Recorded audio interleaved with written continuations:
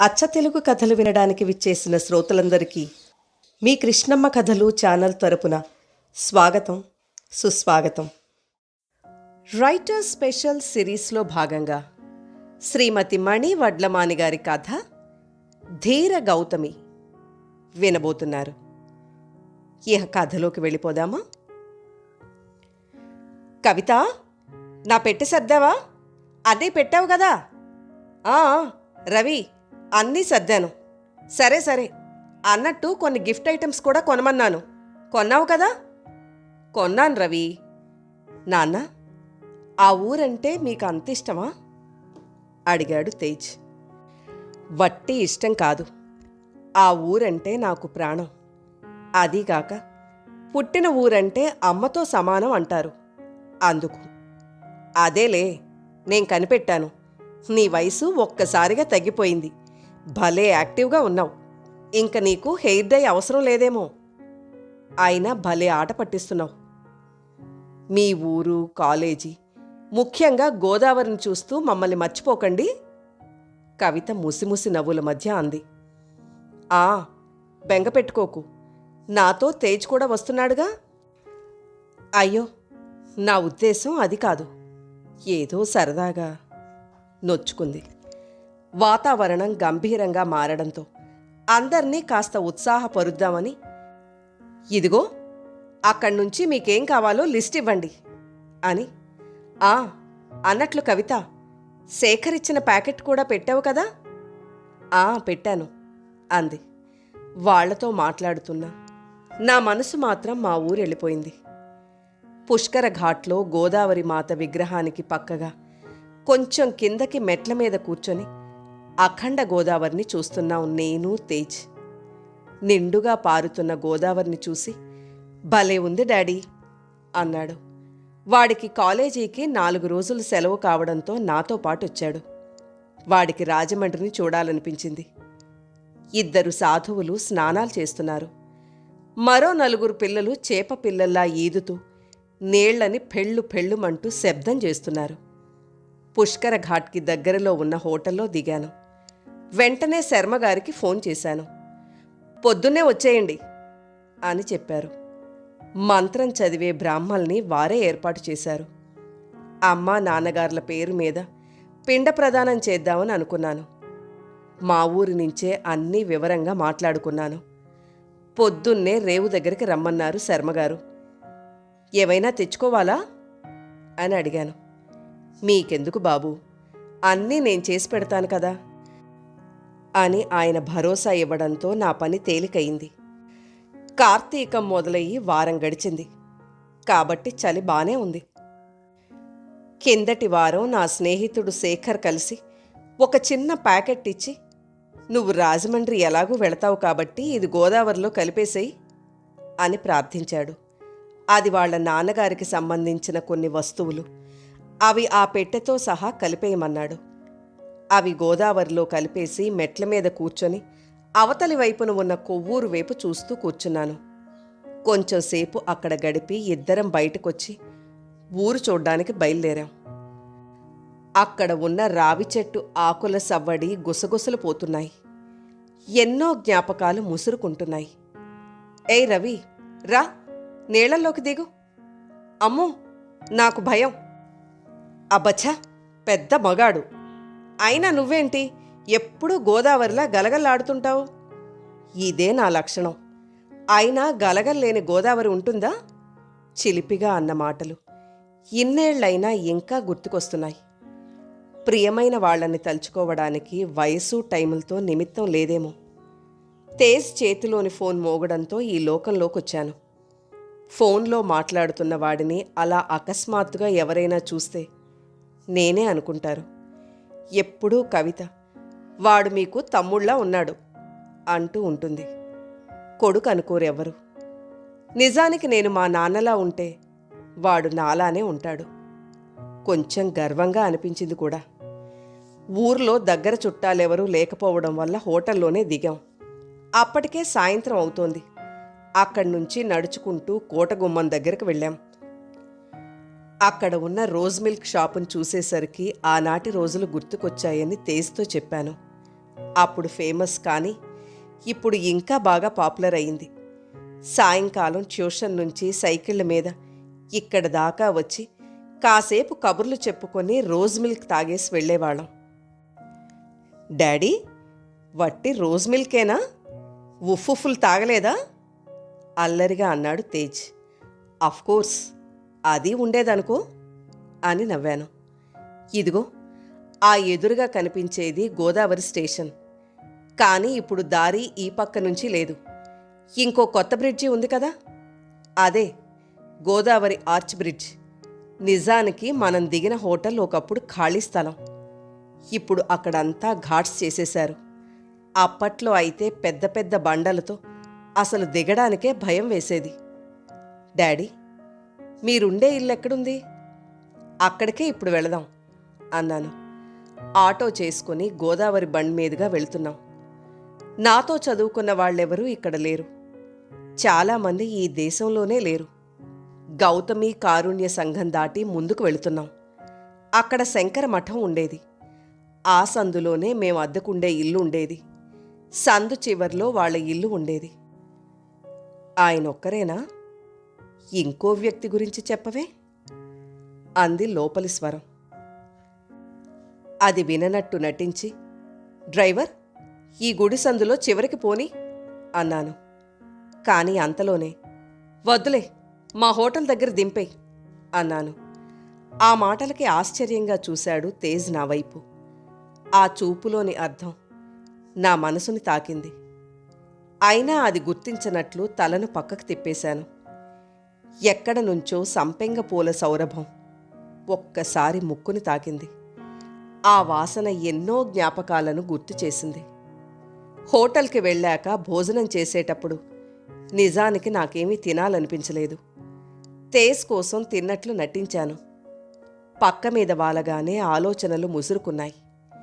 చిన్నతనంలో అమ్మ, నానమ్మ కార్తీక స్నానాలు చేయడానికి వెళుతుంటే నేను వెళ్ళేవాణ్ణి. నాన్నమ్మ అనేది, పెద్ద మగాడు, మాకు తోడు అంటుండేది. నిజానికి మాకు దగ్గరే గోదావరి. నడుచుకుంటూ వెళ్ళేవాళ్ళం. మాతో పాటు గౌతమి వాళ్ళ అమ్మగారు కూడా వచ్చేవారు. వాళ్ళు స్నానాలు కానిచ్చుకొని దీపాలు వెలిగించేవారు. ఆ సామగ్రికి మేము కాపలా కాసేవాళ్ళం. నీళ్లలో దీపాలు, పైన నక్షత్రాలకి మా మాటలతో అల్లిక అల్లేసి దండ చేసేవాళ్ళం. భలే మధురంగా ఉండేవి ఆ రోజులు. చీకు చింత లేని బాల్యం దాటి యుక్త వయసుకి వచ్చాం. అది వరకులా గౌతమి చనువుగా ఉండడం లేదు. బాధ వేసేది. కానీ ఇంట్లో కాస్త ఆంక్షలుంటాయి కదా అనుకునేవాణ్ణి. అప్పుడే గౌతమికి ఇంట్లో పెళ్లి మాటలు జరుగుతున్నాయని అమ్మవాళ్ళు అనుకుంటున్నారు. ఆ రోజు బాగా గుర్తుంది. ఎప్పటిలాగా గోదారి గట్టుకొచ్చాం. అక్కడ ఉండే శివాలయంలోకి వెళ్ళి దండం పెట్టుకుంది. వెనకాలే వెళుతూ, ఏం కోరుకున్నావు అన్నాను. మంచి మొగుడు రావాలని. అల్లరిగా నవ్వింది. అలా నవ్వకు, నీకు చూసినతను మందబుద్ధిట కదా. పెళ్ళాన్ని పోషించుకునే బుద్ధి ఉందిలే. నీకు నచ్చాడా? అతను నన్ను ఉద్ధరించే మహానుభావుడు. అంతకంటే ఏం కావాలి? ఇప్పుడు కూడా అల్లరేనా? నా మనసు అర్థం చేసుకోదా?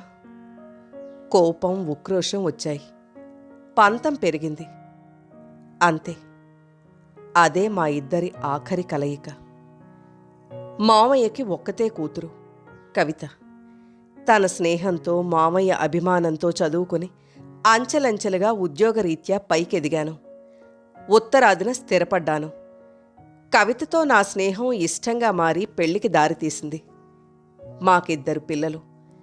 కాలంతో పాటు పెద్దవాళ్లు కాలగర్భంలో కలిసిపోయారు. ఇన్నాళ్ళు విశ్రాంతి లేకుండా పరిగెత్తాను. ఇప్పుడు కొంచెం బ్రేక్ కావాలనిపించింది. నెమ్మదిగా బాధ్యతల సంకెళ్ల నుంచి తప్పుకుంటున్న వేళ ఒకసారి నిండు గోదావరిని, మా ఊరిని చూడాలనిపించింది. అదీ కాక అంతరాంతరాలలో ఎక్కడో మనసు పొరలలో దాగి ఉన్న ఆనాటి మధుర జ్ఞాపకాలని చూడాలనిపించింది.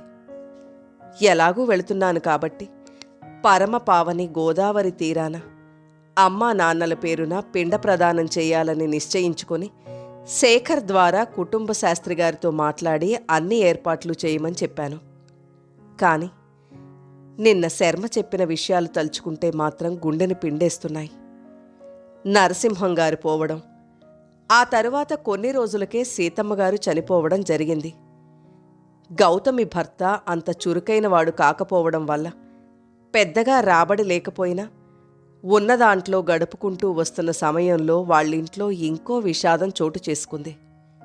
అది అతనికి యాక్సిడెంట్ అయి వెన్నెముక విరిగి శాశ్వతంగా మంచంలో ఉంటున్నాడు. ఇప్పుడు ఆమె భుక్తి కోసం ఇంట్లోనే చిన్నపాటి క్యాటరింగ్ సర్వీస్ పెట్టుకుందిట. డిగ్రీ చేసింది కదా. నరసింహం గారు బోలెడు సంపాదించారు. తనకి ఈ కర్మ ఏంటి అని రాత్రంతా నిద్ర పట్టలేదు. ఇన్నేళ్ల తర్వాత గౌతమిని చూద్దామని వచ్చిన నా మనసుకి ఇది పెద్ద ఆఘాతంలా తగిలింది. బాబూ, రండి అని కుటుంబ శాస్త్రి గారు పిలవడంతో ఈ లోకంలోకొచ్చాను. కార్యక్రమం అంతా అయిన తర్వాత, బాబు, మీరు భోజనం ఎక్కడ చేస్తారు అని అడిగారు. హోటల్లో తింటానండి అన్నాను. మరేం లేదు బాబు, మాకు తెలుసున్నావిడ చక్కగా ఇంటి భోజనంలా వండి పెడతారు. ఇలాంటి క్రతువు చేసిన తరువాత మీరెవరికైనా భోజనాలు పెడితే ఇంకా మంచిది. మీ పేరు చెప్పుకుని కొంతమందైనా కడుపు నిండా తింటారు. అలాగే ఆవిడకు కూడా సాయం చేసినట్లుగా ఉంటుంది అని అన్నారు. దానిదే ఉంది. అలాగే, ఇదిగో డబ్బు తీసుకోండి, మీకు రావాల్సినవి, అలాగే భోజనం ఖర్చులు కూడా అని చెప్పి అతని చేతికిచ్చాను. అతను నన్ను 12 గంటలకి రెడీగా ఉండమన్నాడు. నేను మా అబ్బాయి తేజ్ బండ్ దగ్గరకు వస్తాం, మీరక్కడికి రండి చాలు. అప్పుడు సమయం 10 అయ్యింది. డ్రైవర్ని తీసుకుని ఊరు చూద్దామని బయలుదేరాను. ఊరంతా మారిపోయింది. మొత్తం గైడ్లా అన్నీ చెప్పాడు. ఇప్పుడు రాజమండ్రి అంతా కొత్తగా ముస్తాబైంది. తిరిగి వచ్చేసరికి మధ్యాహ్నం 12 గంటలైంది. బండి దగ్గర కుటుంబ శాస్త్రి గారు మా కోసం చూస్తూ ఉన్నారు. ఆయన్ని కారులో ఎక్కించుకొని ఎక్కడికెళ్లాలో చెప్పమన్నాను. మార్కండేయ స్వామి గుడి దగ్గర అని డ్రైవర్కి చెప్పారు. అతను అక్కడికి తీసుకుని వెళ్ళాడు. కారు ఇంక లోపలికి వెళ్ళదని అక్కడ దిగి ఆ ఇరుకు సందులోకి నడుచుకుంటూ వెళ్ళాం. అక్కడ పాతగా ఉన్న ఒక ఇంట్లోకి తీసుకుని వెళ్ళాడు. లోపల గదులు ఎన్నున్నాయో తెలీదు. ముందు ఒక హాల్ ఉంది. విస్తళ్ళు వేసున్నాయి. అక్కడ నేను షూస్ విప్పి లోపలికెళ్ళాను. వెళ్ళగానే, మంచినీళ్లు కావాలా అండి అన్న గొంతు వినపడి పక్కకు తిరిగాను. ఈవిడ పేరు గౌతమి అండి. వీళ్ళదే ఈ ఇల్లు. సాక్షాత్తు ఆ కాశీ అన్నపూర్ణే అని చెప్తూ, అమ్మా, ఇవాళ జరిగిన కార్యక్రమం వీళ్ల తల్లిదండ్రులదే. వీరు ఢిల్లీ నుంచి వచ్చారు. పేరు రవిచంద్ర అనగానే ఆమె నా వైపు తిరిగి నన్ను చూస్తూ, రవి, నువ్వే? అబ్బా, ఎంత సంతోషంగా ఉందో, గుర్తుపట్టావా అంటూ పక్కకి తిరిగి, ఇదేంటి, ఇతను ముమ్మూర్తులా చిన్నప్పటి రవిలా ఉన్నాడు అంది సంభ్రమంగా. నేను ఇన్ని రోజుల నుంచి చూడాలనుకున్న గౌతమి ఇలా ముందే వచ్చిన ముదిమితో ఇసుక మేటలేసిన గోదారులా ఉంది. ఇదా నేను ఊహించింది. కానీ నన్ను నేను సంభాళించుకొని, హాయ్ గౌతమి, బావున్నావా అని నోటితో అన్నప్పటికీ పెదవి విప్పని ప్రశ్నలు నా కళ్ళలో గుర్తించి, ముందు భోజనం చెయ్యి రవి, తర్వాత తీరిగ్గా మాట్లాడుకుందాం అని అనడంతో మారు మాట్లాడకుండా తినసాగాను. సంపద కోల్పోయినా గాని ఆ మొహంలో చిరునవ్వు పోలేదు. ఆత్మస్థైర్యం ఏమాత్రం తగ్గలేదు. బాబాయ్ గారు, మజ్జిగ తీసుకోండి అని ఆయనకి గ్లాస్ ఇచ్చింది. ఆశ్చర్యంగా చూస్తున్న కుటుంబ శాస్త్రితో, రవి మేము ఒకటే వీధిలో, అదే శంకరమఠం పక్క సందులో ఉండేవాళ్ళం అని చెప్పింది. భోజనాలయ్యాక కుటుంబ శాస్త్రి గారు, అయ్యా, మరి నాకు సెలవు ఇప్పించండి అని వెళ్ళిపోయారు. గౌతమి లోపల పనంతా పూర్తి చేసుకుని నా దగ్గరకొచ్చి కూర్చొని, ఇప్పుడు చెప్పు రవి, ఎలా ఉన్నావు, ఏమిటి విశేషాలు అంది. ఇదిగో నాకొక్కడే కొడుకు. ఏం బాబు, నీ పేరేంటి అంది. సూర్యతేజ్ అన్నాడు. కళ్ళెత్తి నా వైపు చూసింది. ఆ చూపులో అర్థం బోధపడింది. అది ఆమెకు ఇష్టమైన పేరు. కొంచెంసేపు మౌనం తర్వాత, ఇక్కడి నుంచి వెళ్ళింది మొదలు నిన్న రాజమండ్రి రావడం వరకు ముక్కలు ముక్కలుగా సంకోచంగా చెప్పాను.